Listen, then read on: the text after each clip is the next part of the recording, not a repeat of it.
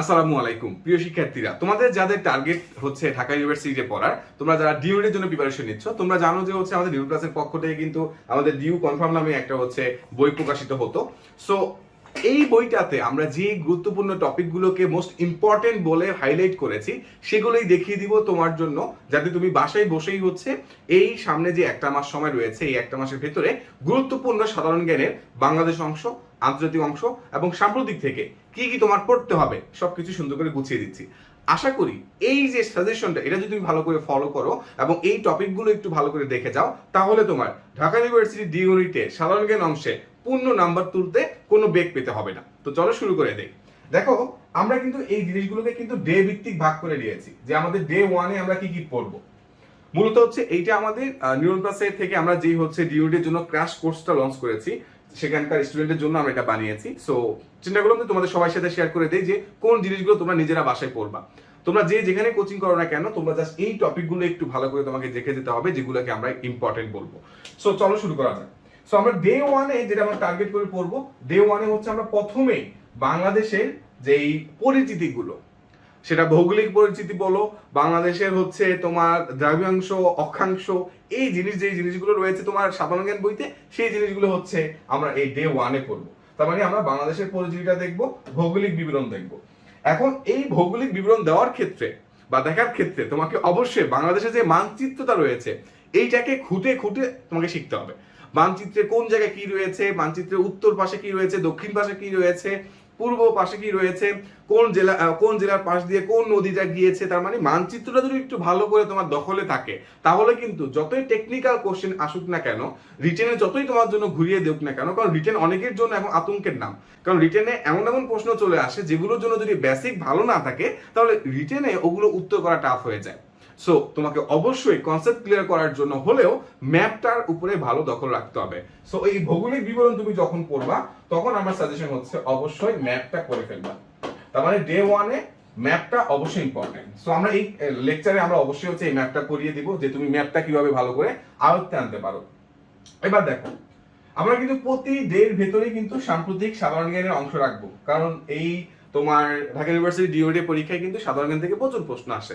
মজার একটা ট্রিক্স এখনই বলে দেই, যেটা ভিডিও শেষে বলার প্ল্যান ছিল, সেটা বলি। সেটা হচ্ছে বাংলাদেশ অংশের চেয়েও বেশি সাম্প্রতিক সাধারণ জ্ঞান আসে হচ্ছে ইন্টারন্যাশনাল অংশ থেকে। তার মানে ইন্টারন্যাশনাল এখন কোন কোন ঘটনাগুলো ঘটতেছে, যে রাষ্ট্রগুলো হচ্ছে বেশি পাওয়ারফুল, লাইক তোমার আমেরিকা অথবা তোমার হচ্ছে ইউকে, দেন হচ্ছে তোমার জার্মানি, চীন, রাশিয়া, এই রাষ্ট্রগুলোর সরকার যে পরিবর্তন হচ্ছে, তাদের বর্তমান সরকারকে আগে কি ছিল, তাদের গুরুত্বপূর্ণ ইতিহাস কি, তাদের বা জাতির জনক যে ছিল সে কিভাবে দেশটাকে স্বাধীন করেছে, এগুলোর প্রেক্ষাপট তোমাকে জানতে হবে। তাদের ভৌগোলিক অবস্থানগুলো সম্বন্ধে তোমার একটা ক্লিয়ার আইডিয়া রাখতে হবে। তার মানে তোমাদের সকল রাষ্ট্র সম্বন্ধে একদম ক্লিয়ার ভাবে জানতে হবে এমনটা না। যেগুলো তোমার অর্থনৈতিক ভাবে, সামরিক ভাবে অনেক বেশি পাওয়ারফুল, সেই রাষ্ট্রগুলোর সম্বন্ধে একটু বিস্তারিত জানবা। তোমার রাষ্ট্রগুলোর নাম আমি আবারও বলছি: ইউনাইটেড স্টেটস অফ আমেরিকা, তারপরে তোমার রাশিয়া, চীন, জার্মানি, ইউনাইটেড কিংডম বা যেটাকে আমরা ব্রিটেন বলছি। ওকে, এই কয়েকটা রাষ্ট্র সম্বন্ধে বিস্তারিত তোমাকে জানতেই হবে। এছাড়াও যদি তুমি এক্সট্রা জানতে চাও, অবশ্যই তুমি হচ্ছে ইসরায়েল, ফিলিস্তিন, তারপরে হচ্ছে তোমার তুরস্ক রিলেটেড এখন জানতে পারো। আর আমাদের কি ওই যে রিসেন্টলি হচ্ছে আমাদের পাকিস্তানে হচ্ছে যে ক্ষমতা বদল হলো, এটা কিন্তু অনেক গুরুত্বপূর্ণ, কারণ যেহেতু হচ্ছে আমরা এক সময় পাকিস্তানের সাথে যুক্ত ছিলাম, সেই প্রেক্ষাপটের দিক থেকে হলেও, এবং পাকিস্তানের যেহেতু তাদের পারমাণবিক তাদের শক্তি রয়েছে, সেই দৃষ্টিকোণ থেকেও তারা কিন্তু মোটামুটি একটা পাওয়ারফুল রাষ্ট্র। যেহেতু সেই রাষ্ট্রের সরকারের পরিবর্তন এসেছে, দ্যাট মিনস সেটা আমাদের জন্য অনেক ইম্পর্টেন্ট। সো এই যে সাম্প্রতিক জিনিসগুলো, এগুলো একদিনেই তোমাকে খাওয়াই দিলে কিন্তু তুমি হয়তো পারবে না। এই জন্য ডেইলি আমরা যখন এই ক্লাসগুলো নিব, সেই ক্লাসগুলোতে কিন্তু আমরা সাম্প্রতিক এই অংশগুলো কিন্তু অল্প অল্প করে স্টুডেন্টের মাথায় দেওয়ার ট্রাই করবো, যাতে সে ডাইজেস্ট করতে পারে পরীক্ষার সময়, যাতে মানে কষ্ট না হয় মনে করতে, যাতে জিনিসগুলো তার একদম ঠোঁটের আগায় চলে আসে। ওকে, এবার দেখো, এখন এত কিছু তো আমরা করলাম, এখন যদি আমরা এক্সাম না দিই, তাহলে আমরা এখান থেকে আমার কি কি ভুল হচ্ছে বা কি কি ভুল হইতে পারে এটা তো বুঝতে পারবো না। সো ডেফিনেটলি তোমাকে ডে ওয়ানের এই টপিকগুলো পড়ার পরে তোমাকে এক্সামটা দিতে হবে। তো সাধারণ জ্ঞান থেকে কি পড়তে হবে সেটা আমি অলরেডি বলে দিলাম। ডে টুতে আমরা কি পড়বো? বাংলাদেশের প্রাচীন বাংলার ইতিহাস, প্রাচীন যুগ, বাংলার শাসন আমল, উপমহাদেশের ইসলামের অভ্যুদয়, মুসলিম শাসন, মুঘল আমল, বাংলার নবাবী শাসন। এখান থেকে বেশি ইম্পর্টেন্ট হচ্ছে প্রাচীন বাংলার যে ইতিহাস রয়েছে, অস্ট্রিক, দ্রাবিড়, এই ইতিহাসটা অনেক বেশি ইম্পর্টেন্ট। আরেকটা ইম্পর্টেন্ট অংশ হচ্ছে এই যে ইসলামের যে অভ্যুদয়টা রয়েছে, পুনরুজ্জাগরণী যেটাকে আমরা বলি, এই ইসলামের অভ্যুদয়টা কিন্তু তোমাকে একটু ভালো করে দেখতে হবে। ইকতিয়ারউদ্দিন বখতিয়ার খিলজি থেকে শুরু করে তোমার চীনা পরিব্রাজক যারা ছিল সেই তত্ত্বগুলো থেকে শুরু করে তাদের সিগনিফিকেন্স গুলো তোমাকে অবশ্যই খাতায় নোট করে করে পড়তে হবে। বাংলায় নবাবী শাসন এন্ড মুঘল শাসন, মুঘল আমলে যে শাসন আমল হয়েছিল, এগুলোর ভিতর থেকে যে তোমার একদম খুব ডিপে গিয়ে পড়তে হবে এমনটা না। সেখানে দেখবে কিছু গ্রস জিনিস রয়েছে যেগুলো তোমার বারবার বিসিএস এ এসেছে অথবা বিভিন্ন ব্যাংক পরীক্ষায় এসেছে, সেই প্রশ্নগুলো বেশি ইম্পর্টেন্ট। আর তুমি যদি ধরো হচ্ছে এরকম একটা কোশ্চেন ব্যাংক তোমার কাছে থাকে, সেখানে কোশ্চেন ব্যাংকে তুমি দেখবা যে কোন জায়গা থেকে আগে আগে বেশি প্রশ্ন এসেছিল। মানে বাংলাদেশে যদি তুমি এই বাংলা নবাবী শাসন দেখো অথবা মুঘল আমল দেখো, মুঘল আমল থেকে কোথায় কোথায় তোমার প্রশ্ন এসেছে। ওকে, এখানে একটা জিনিস বলে নেই, এখানে কিন্তু আমরা সাম্প্রতিক এবং গুরুত্বপূর্ণ যে পয়েন্টগুলো কিন্তু সুন্দর করে আইডেন্টিফাই করে দেওয়া। 1 নম্বরে আমাদের করোনা, মুজিব বর্ষ, Bangabandhu Bangladesh, Sheikh Hasina, mother of humanity, ভাষা আন্দোলন, আন্তর্জাতিক মাতৃভাষা, কোনটা কত স্টার এটাও কিন্তু দেওয়া আছে, কোনটা 3 স্টার, কোনটা 5 স্টার, কোনটা 4 স্টার, এই জিনিসগুলো রয়েছে। সো এইটা মানে এই পুরো জিনিসটাই হচ্ছে আমি তোমাদের কি বলে যারা আমাদের টেলিগ্রামে যুক্ত আছে তাদেরকে তাদের জন্য প্রোভাইড করবো। বাট এখানে তোমাদের সবার জন্য আমি এখানে বলে দিচ্ছি কোন জিনিসগুলো তোমরা পড়বা। সো অ্যাগেইন ডে 2 তে তুমি যা যা পড়লা তার ভিতরে তোমার অবশ্যই হচ্ছে গ্রস জিনিসগুলো পড়বা। ডে 3 তে দেখো টপিকগুলো দেখো। ডে 3 তে ইউরোপীয়দের আগমন ও ব্রিটিশদের আগমন এবং হচ্ছে ইস্ট ইন্ডিয়া কোম্পানি, ব্রিটিশ সরকার ভারত কিভাবে শাসন করেছে, বাংলার নবজাগরণ, তিতুমির থেকে শুরু করে তোমার বাসার কেল্লা থেকে শুরু করে A to Z, এবং সেই যে জাতীয়তাবাদী আন্দোলনে বঙ্গবন্ধুর অবদান, এটাও কিন্তু তোমার লাগবে। এটা কিন্তু মুক্তিযুদ্ধ অবদান না, এটা কিন্তু হচ্ছে তার আগে বঙ্গবন্ধু আস্তে আস্তে যখন ইম্প্যাক্টফুল হচ্ছে তখনকার। সো ডে 3 তে এই জিনিসগুলো তোমাকে ভালো করে দেখতে হবে। আগে ডে 3 তে আমরা সাধারণ জ্ঞান দেখবো, এক্সাম হবে। এবার ডে 4 এ দেখো, ডে 4 এ কি রয়েছে, দা মোস্ট ইম্পর্টেন্ট। এইটা হয়তো তোমরা যারা মেডিকেলের জন্য প্রিপারেশন নিয়েছো তারা এটা মোটামুটি পারবা। স্বাধীন বাংলার অভ্যুদয়, পাকিস্তান সৃষ্টির কথা, পাকিস্তান আমল, ভাষা আন্দোলন, যুক্ত ফ্রন্ট, 6 দফা আন্দোলন, আগরতলা ষড়যন্ত্র মামলা, 70 নির্বাচন, এই জিনিসগুলো তোমরা যারা মেডিকেল প্রিপারেশন নিয়েছো তারা এগুলো ভালো করে পড়ছো। ওকে, এখন জাস্ট এগুলো আরেকটু ডেপথে আমাদের যাচাই করতে হবে যে আমাদের কোশ্চেন ব্যাংকে প্রিভিয়াস ইয়ারগুলোতে ডিউরিটি কেমন প্রশ্ন এসেছিল সেগুলোর উপর ডিপেন্ড করে। এবার দেখো অ্যাগেইন সাম্প্রতিক দেখবো, এক্সাম দিব। এটা হচ্ছে আমার 1971 রিলেটেড। দেখো এখানে 71 এর জন্য আমার আলাদা একটা ডে রয়েছে। সো বাংলাদেশের মুক্তিযুদ্ধ স্বাধীনতা, মুজিবনগর সরকার, মুক্তিযুদ্ধের সেক্টর, এই জিনিসগুলো আমরা দেখবো। মুক্তিবাহিনী, মুক্তিযুদ্ধ গণমাধ্যম কারা, যৌথ বাহিনী আক্রমণ কিভাবে করে, গেরিলা কিভাবে করে, সেই জিনিসগুলো, মুক্তিযুদ্ধ ভিত্তিক যা কিছু মানে মুক্তিযুদ্ধ তোমার উপন্যাস, তারপরে হচ্ছে সেখানে গান, চলচ্চিত্র, মানে মুক্তিযুদ্ধ ভিত্তিক যা যা আছে সেই জিনিসগুলো তোমাকে ভালো করে দেখতে হবে। এই জিনিসগুলো আমরা ক্লাসে দেখবো যে কিভাবে হচ্ছে আমরা এই জিনিসগুলো সহজে মনে রাখতে পারি। আর এটার জন্য কিন্তু একটা অলরেডি আমি ভিডিও বানিয়ে দিয়েছি যে উপন্যাসগুলো তুমি কিভাবে মনে রাখতে পারো। আমরা কিন্তু হচ্ছে মার্জুক রাসেল দিয়ে একটা টেকনিক বানিয়েছিলাম, রাইট? সো সেটাও তোমরা দেখে নিতে পারো। এবার তার মানে আমরা তো দেখে গেলাম যে হচ্ছে আমাদের ডে 5 পর্যন্ত। সো আমাদের টোটালি ডে কিন্তু হচ্ছে 15টা ডে, 15 ডেজ। এই 15 ডেজের ভেতরে সাধারণ জ্ঞানের A to Z সবকিছু কমপ্লিট হয়ে যাবে। ঢাকা ইউনিভার্সিটি ডিউডের জন্য এই 15 দিনে যে আমরা যে প্ল্যান করেছি এই প্ল্যানের মধ্যে সকল কিছু কমপ্লিট হয়ে যাবে। তোমরা যারা টেনশন করছো যে ঢাকা ইউনিভার্সিটির জন্য শেষ সময়, আমি তো আগে প্রিপারেশন নেই, শুধু আমি এই বিশ্ববিদ্যালয়ের জন্য বা এই মেডিকেলের জন্য বা ডেন্টালের জন্য প্রিপারেশন নিয়েছি, বাট আমি এই অল্প সময়ের মধ্যে আমি ঢাকা ইউনিভার্সিটির জন্য প্রিপারেশন নিতে যাচ্ছি, বাট জিনিসটা আমার জন্য একটু টাফ হয়ে যাচ্ছে। যদি কেউ গুছিয়ে দিত তাহলে আমার জন্য সুবিধা হতো। সো সেই কাজটাই আমরা এখানে করছি। সো ডে 6 এ আমরা যেটা দেখবো, দেখো ডে 6 এ আমরা যেটা দেখবো সেটা হচ্ছে বাংলাদেশের জাতীয় বিষয়াবলী দেখবো, বাংলাদেশের রাজধানী নিয়ে বিষয়টি দেখবো, যে দূষণের মাত্রায় কতটা অবস্থান করেছে, রিসেন্টলি যেই মাত্রাগুলো রয়েছে ঢাকার উপরে রিলেট করে ইন্টারন্যাশনাল যেই পরিসংখ্যানগুলো এসেছে সেগুলো আমরা দেখবো।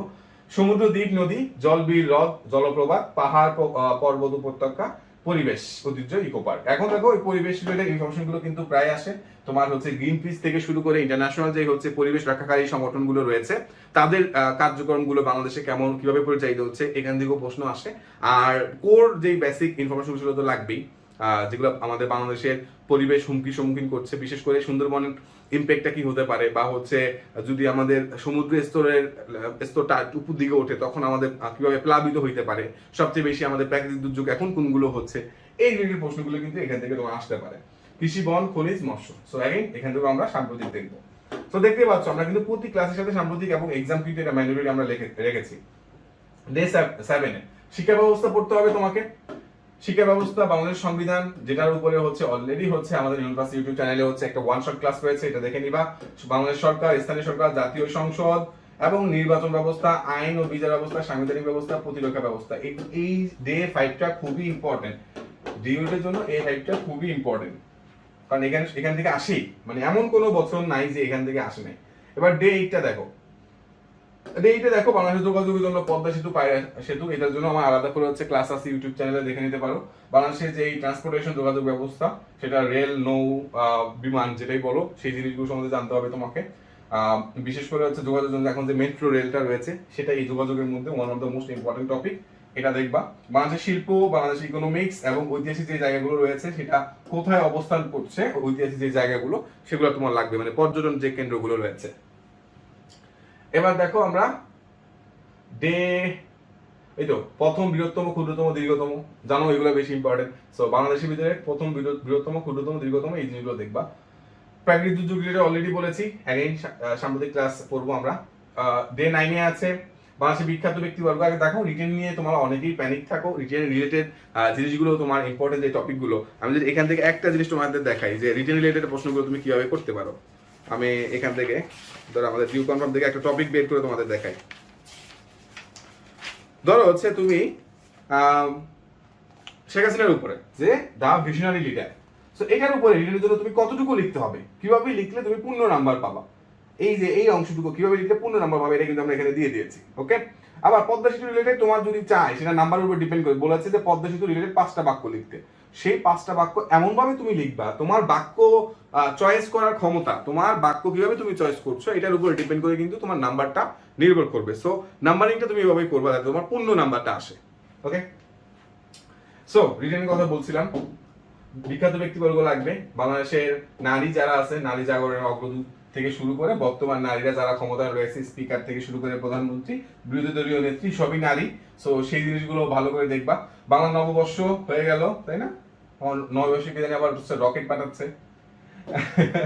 সঙ্গীত, চলচ্চিত্র, পদক, পুরস্কার, বিশেষ করে পদক পুরস্কারের মধ্যে আমাদের হচ্ছে 21 পদক, তারপর হচ্ছে 21 পদক, স্বাধীনতা পদক, তারপর হচ্ছে তোমার যেই পুরস্কারগুলো বাংলাদেশের একদম মানে জাতীয় পুরস্কার হিসেবে আমাদের স্বীকৃত, সেই পুরস্কারগুলো অবশ্যই তোমাকে ভালো করে জানতে হবে। বিশেষ করে যদি ইন্টারন্যাশনাল পুরস্কারের কথা বলো, নোবেল পুরস্কার, দেন হচ্ছে অস্কার, বুকার, এই পুরস্কারগুলো তোমাকে মাথায় রাখতে হবে যে কে রিসেন্ট ইয়ারগুলোতে পেয়েছে, মানে 2021-22-এ কারা পেয়েছে, এগুলো পড়বা। ওকে, বিশেষ করে অর্থনীতিতে কারা পেয়েছে, সাহিত্যে কারা পেয়েছে, এই জিনিসগুলো বেশি লাগে। অর্থনীতি, সাহিত্য, এগুলো ইম্পর্টেন্ট। এরপর দেখো খেলাধুলা, ক্রীড়া থেকে তোমার পড়তে হবে ক্রিকেট, ফুটবল, কাবাডি, যেগুলো আছে সেগুলো তো পড়বেই। আমরা হয়তো মেডিকেলের জন্য এত ডিটেলসে পড়ি নাই, বাট এখন ভার্সিটির জন্য আমাদের পুরোটাই ডিটেলসে পড়তে হবে।